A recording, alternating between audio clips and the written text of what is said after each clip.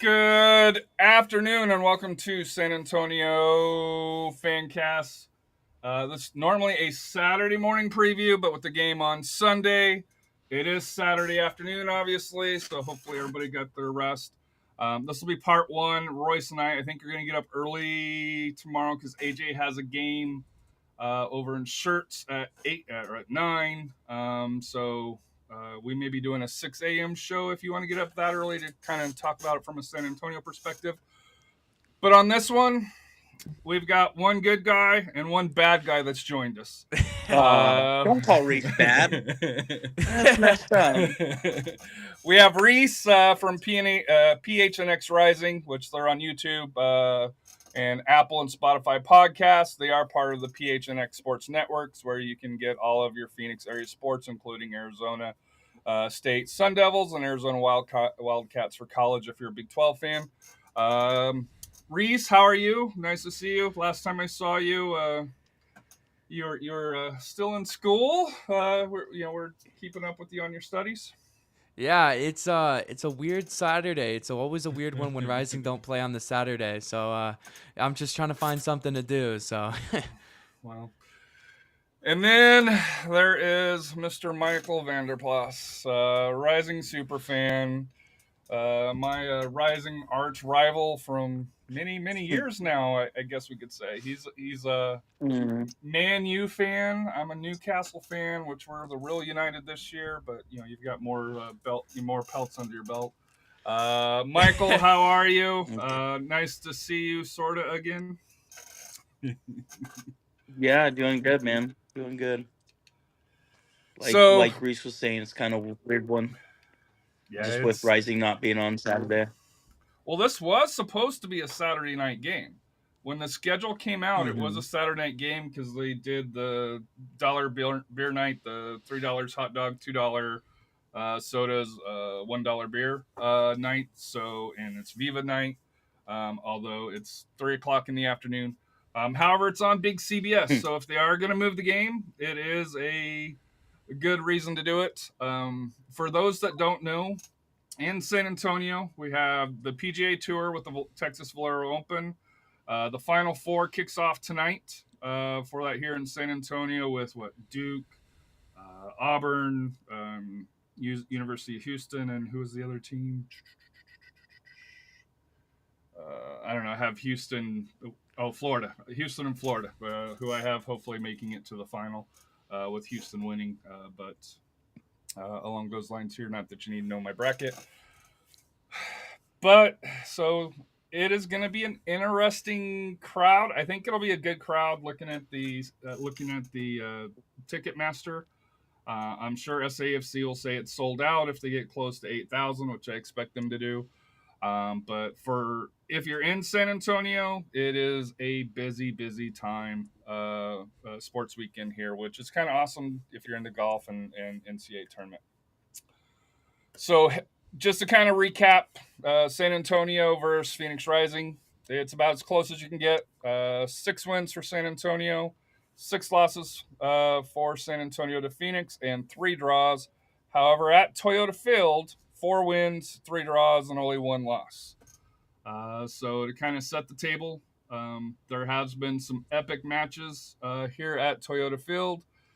We tend to get blown out when we go to Phoenix. I think the last time we faced you guys, it was a 4-0 win, and then of course Restrepo's last game where it was 4-5-0.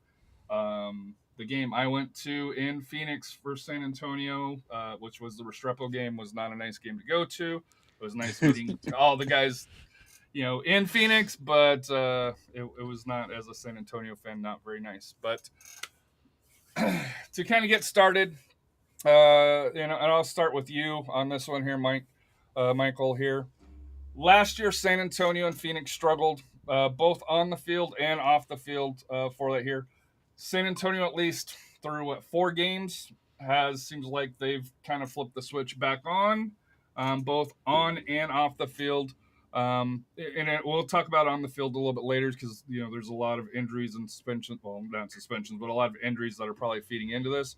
But how are things off the field in Phoenix? I know last year that it was pretty public of the dust ups, I guess you could say, if we're being nice. Yeah, I feel I don't know as much as the locker room stuff. That's probably the PHNX guys probably know that a bit better. Attendance is still down quite a bit. Is that what you mean by off the field stuff, like Just attendance attendance, and supporters. yeah. Just like in San Antonio, there was a disconnect with the front office, the supporters groups, and the fans where, like, I couldn't bring my flag in for part of the season because they took it away. They started, the San Antonio announced parking fees that they never did right at the start of the season, which kind of killed the tailgates. So just a lot of missteps, a lot of poor communication, especially with the supporters groups, with the fans. A lot. San Antonio lost a lot of season ticket members, is my understanding. Now they did, to be fair to San Antonio, they did listen to the fans. They did improvements because our jumbotron, was all whack because there were parts that were out all year. There was rust in the stadium. You could tell they weren't taking care of it. San Antonio did invest $1 million in Toyota Field, upgraded the jumbotron so it's nice, upgraded the railing so that way if you're walking by you're not getting caught on broken or rusted out railings. Replaced the pitch, redid the locker room. So San Antonio at least invested in, reached out to a lot of the fans. Met us in my opinion, met us halfway on the parking, where if you get there, I think it's 90 minutes before the game. So if you're going to go tailgate, there's no fee. But if you get there, after the, after the 90, or within the 90 minutes before start game, then you pay the, $18 and change that it is with the fees. So to me, it seems like that for a San Antonio side that they listen to, they're trying to make corrections on what they went wrong last year. Mhm. Obviously, you guys know a lot more. Well, you may or may not know a lot more details in Phoenix just on just the fan interaction, because I think that was the big disconnect where there were a couple of owners that rubbed people the wrong way. And to me, the biggest thing is when you have Monica kind of taking a step back. Um, to me, that was a big red flag. Now I don't know. I know she's busy, and I've said hi to Mhm. her, and she's one of the first ladies of USL. But to me, that's kind of my question: is just kind of how are things fan wise, team wise in Phoenix? I think it's been okay. The attendance is down, but like the supporter section there's probably been more energy than I've had in years past, and it seems like Paul's big thing is to connect with the fan base. He it looks like he reaches out quite a bit, so I feel like we have a bit more access this year, um, and it feels like that's a paw thing.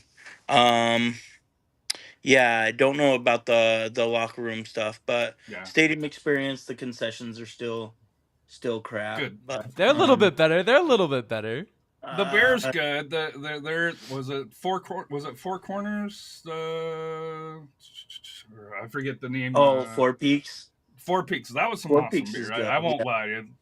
But, food. I'm Yeah, glad food I wise. I'm glad I walked from the hotel to to the Mhm. stadium because I enjoyed a couple of those. Probably too many. Food wise is crazy. It's like $15 for like cold chicken. It's yeah, not the greatest. But yeah, I think the energy is different this year.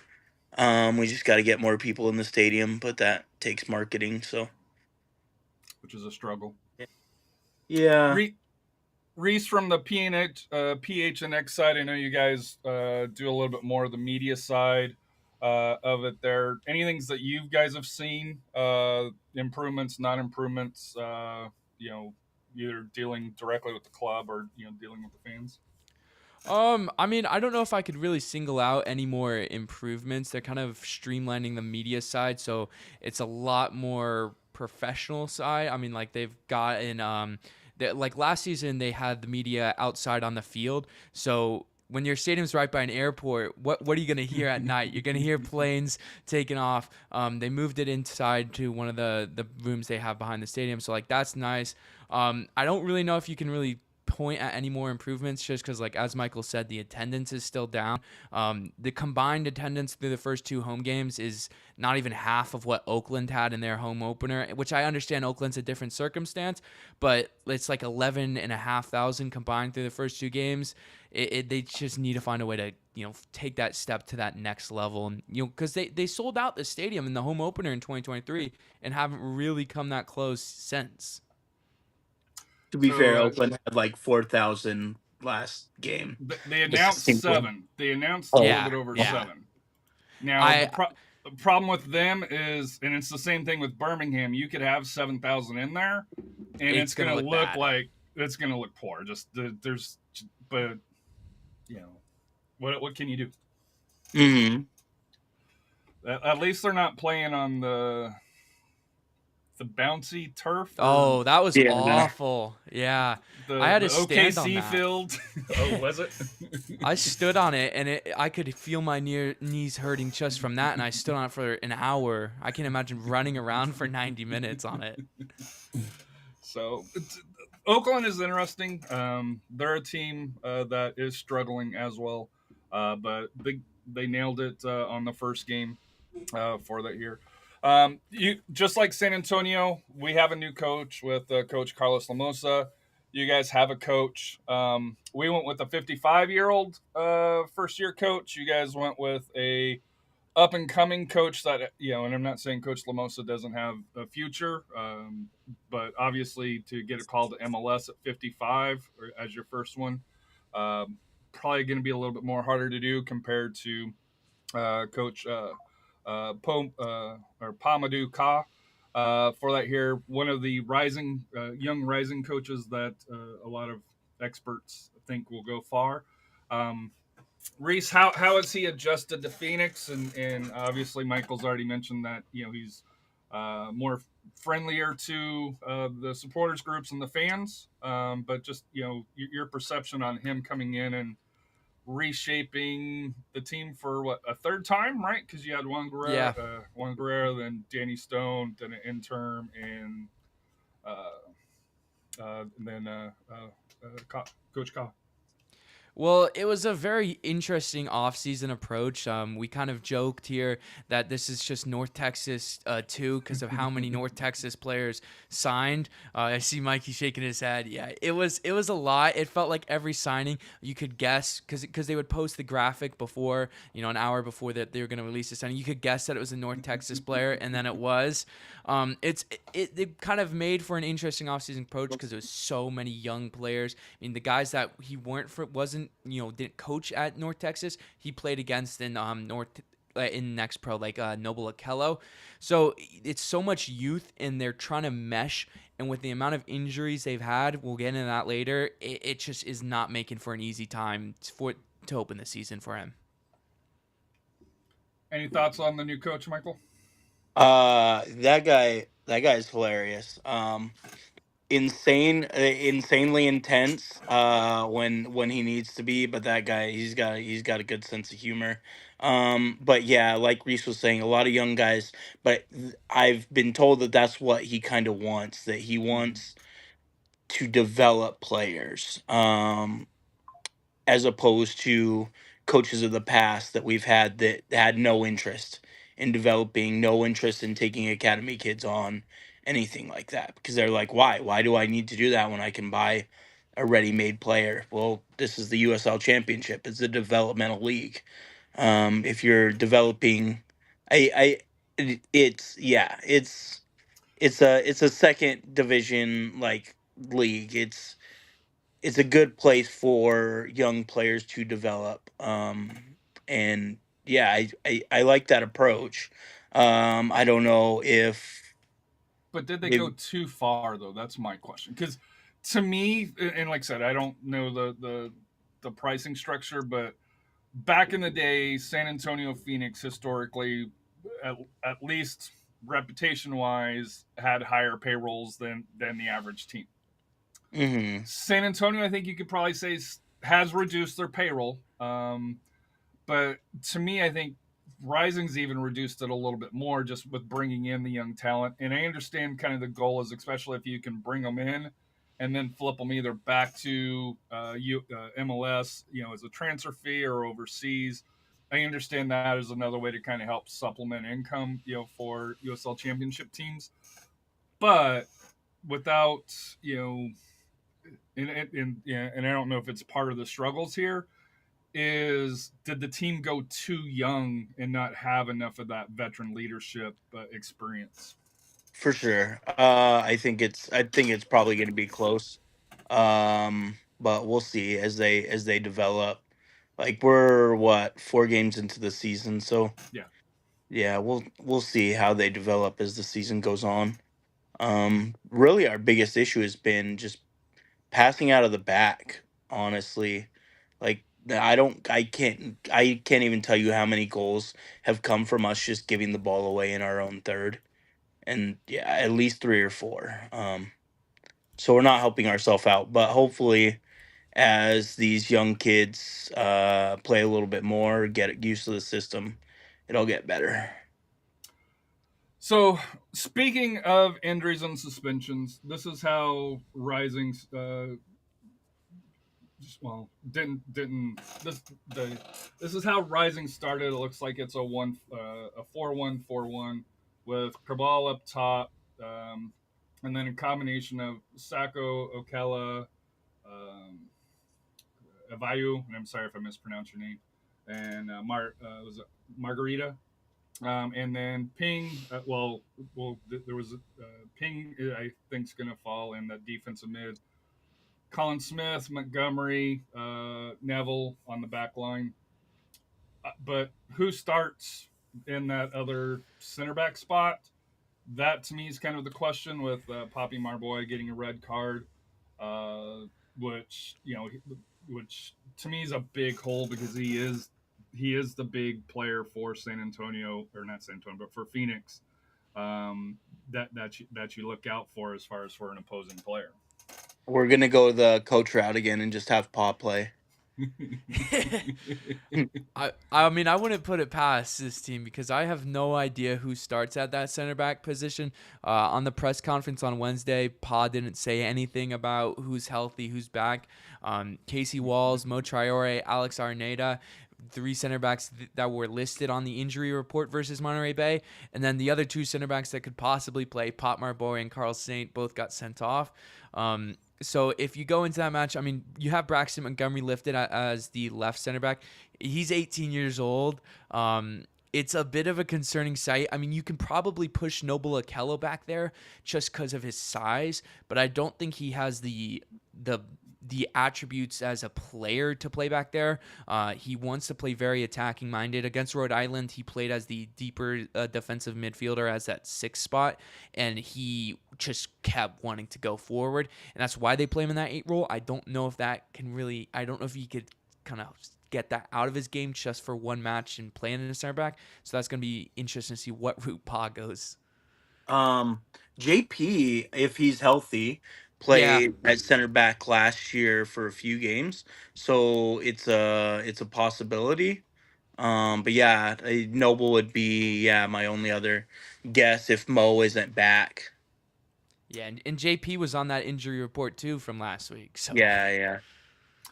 I know here in San Antonio, we were open for Darnell King, who came back last week, was a surprise entry into the 18 and actually did get on the field for that here. But in speaking with Rees, who, was following the coaches conference here, you mentioned Darnell King's back retired, back on the staff here. So he unfortunately is. for San Antonio fans, we will not be able to welcome back Darnell King, although he's one of the great guys. Wherever he's been, has left a great mark for that here. So Darnell King may be off the board for that here. To me, Corbell and Formella, as far as for attacking players, names that we know along those lines, but attacking wise, obviously the big big hole is defensively, but it seems like offensively, the front the front five, I guess you could call it, has been pretty consistent. Just going through the starting Hmm. lineups. I think DJ should be back this week too, and DJ's really good. So we'll see if he goes with Sacco, and then he didn't play Damien this last weekend either, and Damien had a really good game the week before. So I don't know. I don't know how he goes about it. Yeah, with those forwards, he's kind of switching around the forwards quite a bit. Yeah, and Gerald Margarita, he's probably the best forward in this squad. Oh, for But sure. he's so versatile though, and that kind of I kind of feel like that harms him and harms this lineup because they play him on the left against Monterey Bay. They've played him on the right. They haven't really found what spot works best with him, and because Sacco and Damian Rivera, Sacco can pretty much only play on the right or as a striker. Rivera's pretty much left. So they need to find that balance of who starts and who doesn't. I think that's what he was kind of searching for last week Yeah. when he moved Damian to the bench. Also, I think Cabral came off like limping against Monterey, so we'll see. Maybe it is just Sacco up front. Yeah, yeah. So Well, yeah. He had a couple. to be fair, Tainer came off as well with a lower leg injury against Lexington. So Mhm. I have him still in the lineup. I didn't see the injury report as of yet for San Antonio, so it's possible Tainer may not start as well. Although our injury report's been very un-San Antonio-ish because Mhm.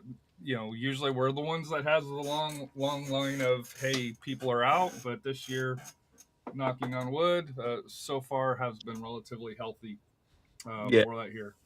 I think part of that is Paul likes to press a lot, and probably The, a lot of those players aren't as used to it like early in the season and getting used to that, so they're catching a few injuries. the wear and tear on it. Yeah. I mean, we've joked that there's just wrestling going on in practice because it's just the amount of injuries. It's just nuts. But I mean, you don't want to be that San Antonio. I mean, 'cause that's something we mentioned on our podcast on Wednesday is that, San Antonio, was kind of their MO for so long under Alan Marcino was they would be having benches full of academy kids in like the 5th week of the season. You really do not want that whatsoever. Yeah. So it just depends. Like in 2022, everything worked perfect for San Antonio, where they still dealt with the injuries, but it wasn't long term. And yeah, there were if you look at the numbers, it was always like 4, 5, 6 on the list, but they kept rotating the players in and out to where I think there was a joke that San Antonio didn't have the same starting lineup, but for till what the playoffs I think it was. Mhm. But it worked out for them. Obviously, all the breaks went through, and then of course last year everything fell apart, and Coach Marcina's gone. But yeah, that attacking style, just it puts a lot of wear and tear. That's the thing that we're kind of getting used to is with Coach Lamosa. They still press, but they don't press like Marcina did, along those lines where it's always in the face. That they'll set back. The other thing is for and this will be something new. San Antonio will actually pass the ball from side to side, back, reset it, go back up, and they'll still hit the long balls. Don't get me wrong, especially Tainer if he's in. If they get the opportunity, they still can go very direct. But unlike years past where they would get it, they would just send it up.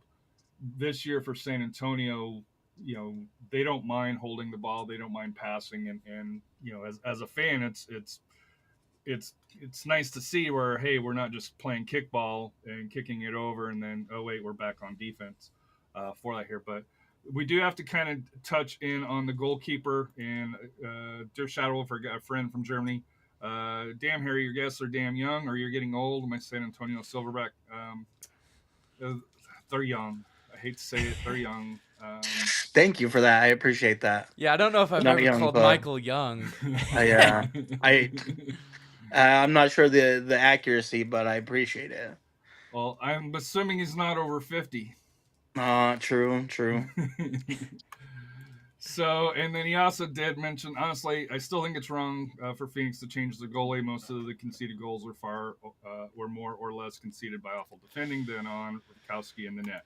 We didn't touch on Tristan Henry or Patrick Rakowski.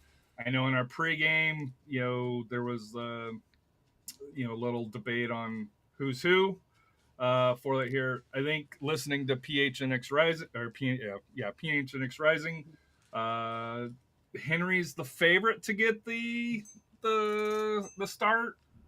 Is that you still going with that, Reese? I think so, because I think Henry's better passing out the back, and I think that's what Pa kind of wants that goalkeeper's spot to do. I mean, there were times against Tulsa where Rakowski was probably 10 yards outside the box passing the ball, and that just terrifies me watching that, because that's not really what Rakowski's build is. I do think their shot stopping ability is closer than a lot of people say. I don't think Rakowski blows Henry out of the water with the shot stopping. I think because I think a lot of that comes from Henry had a very, very, and I cannot stress how bad this was, mistake in the red-black scrimmage Rising had in preseason, where Mo Traore took a shot from about 35 yards out, and Henry just dove the wrong way. Monterey did the same thing to him. He cannot dive to save his life. But I mean, that's a set piece goal, and this team can't defend set pieces to save their life either. But he's the one that sets up that set piece. Well, with Rakowski, it's the same thing. I have never seen Rakowski give up a goal like Tristan did last week. I think he should have went on the whale watching and learned from those dolphins how to dive or something, because Oh God, that was terrible. So I don't think Rakowski is as bad as people make him out to be. Last year he was out of shape. He does have a lot of rust to knock off, but I don't think his shot stopping he's better than Tristan. I yeah, don't no, think I it's agree with that. I close. don't think it's as close, or I don't think it's as far as you think it is, though. I don't know. Tristan's pretty bad.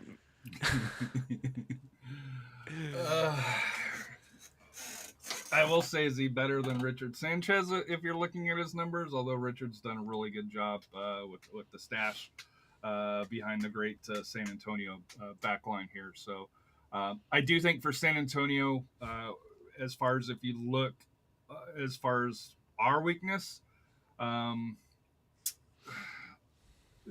I still have concerns about the goalkeeper position. However, if the defense isn't allowing shots on target, or for that here, where because I think he's faced like 4 shots all year.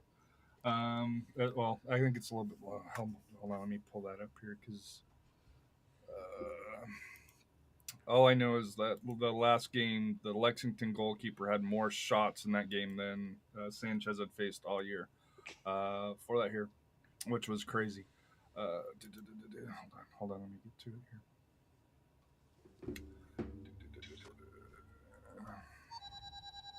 Goalkeeping.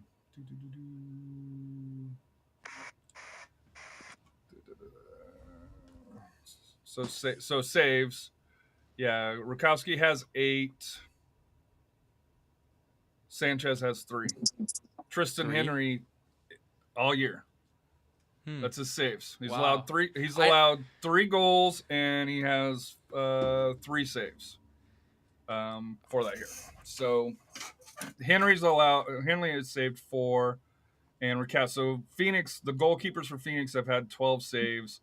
SanAntonio goalkeeper Richard Sanchez has had 3 saves, and part of it is he's just not getting shots, shots on target, because they've only allowed 3 goals for that.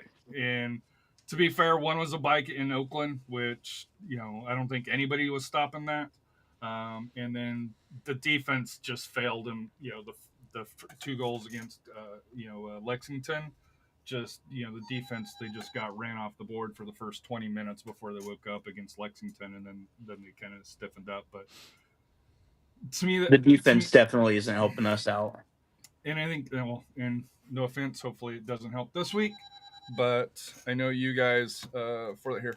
So then, let's see here what was left on there. I think it was just the expectations, right? Oh, players to watch for Rising here. So with the with the limited knowledge of possible players coming back, suspensions, one each for you. Who is the player that you think that San Antonio needs to watch out for this game? I'd say what I stuck with when we were looking at the lineups, Joel Margarita, because I think he is just so dangerous. And for a team that kind of struggled at creating chances last week, he was really one of the few bright spots. I know this team has scored a lot of goals in the 2 games before that, but if San Antonio, with how good their defending is, Margarita's going to need to take a step and just really shine brighter than he has all season. And he's been great since coming back from injury, but it's going to have to be another level for Rising to come out with a result on Sunday. For you, Michael? Either depending on who starts, either DJ or Damien. I think they're both really good players. They both got a lot of skill. Like he was saying, Jiro has a lot of skill and he's getting past players, but then doesn't have much like in front of him. Like once you get past him, then if he has somebody to pass to for the goals, but that hasn't really been the case. But I think Damien and DJ are both trickier players as well, and can cause some problems. For me, I'm going to go with Jorge Hernandez. He hasn't played poor, but he hasn't really played great either. For that here, and I'm sure I'm going to catch some flack for that, but to me, like I said here, I'm waiting for him to take that next step with the creative, with the assisting, and along those lines here. Going against a patchwork at best defensive line, back line here, with young kids. I'm hoping that he can either lead the San Antonio attack, and break it down, especially with the good or the great Papi Marboy out for this game here. To me, that's a big, even if without the injuries, losing him I think is a big hit for for the back line. It'd be like if we had lost Tainer last year, when Tainer was out last year and we didn't have the other, we had Burks. It was a hole you couldn't fill. So to me, I'm interested to kind of see. Last week I picked LaCava, who had a goal against the winning goal against Lexington, but I think if LaCava, Pacheco, and Hawkinson, or if it's Grieve that comes back in, from a San Antonio side here, I won't lie to you. For my expectations, I had 4-0 San Antonio winning over Phoenix. But it's, as a San Antonio fan, this game scares the crap out of me because it's Phoenix is always that team that matches up with San Antonio. Phoenix is kind of a caged animal right now, or a wounded animal, where they have nothing to lose. I know it's on big CBS. They're away. I don't think anybody's predicting them to stay in the game. I think San Antonio needs to come out early. I think San Antonio needs to, put the foot down and get a couple goal lead, and then cruise through it here. I know Rees, you already gave your predictions on the show here. I'll let you do yours, but I do have Max Simpsons, who went 2-1 San Antonio. Owen is on vacation, and hopefully he's enjoying his time away, a well-deserved vacation, even though you're getting called out every show that you're missing. But Owen's picture went 3-0 for San Antonio. Reese, you went 3-1. Do you want to kind of explain yours, and then we'll go to Michael for his? Yeah, I went 3-1 because, I think the one for Rising would be a good thing because, we mentioned this defense for San Antonio is just so good at the moment. I know they didn't look that good against Lexington, so I was kind of thinking, maybe that'll carry over. But for the 3 goals for San Antonio, it's just because Rising is so beat up, especially on that back line. We really don't know who's going to play. Braxton Montgomery is probably the only penciled-in starter. at center back right now, and I do think he is a very good center back. I thought he was one of the better players for Rising against Monterey Bay in a bad spot, but it's just I think it's just going to be San Antonio's just that much healthier, but also that much better than what Rising is at the moment. Michael, your thoughts on the game here? I'll probably go 4-2 San Antonio. I think we can score goals, but Mm-hmm. defensively, we are not helping ourselves out right now. Just with bad passes in the final in our own half. Yeah, and yeah, I really do think that we're gonna struggle defensively. Also, our fullbacks seem to come inside quite a bit, so San Antonio can probably cause us some problems out on the wing. But I do think we get a few goals and make it a 4-2 game.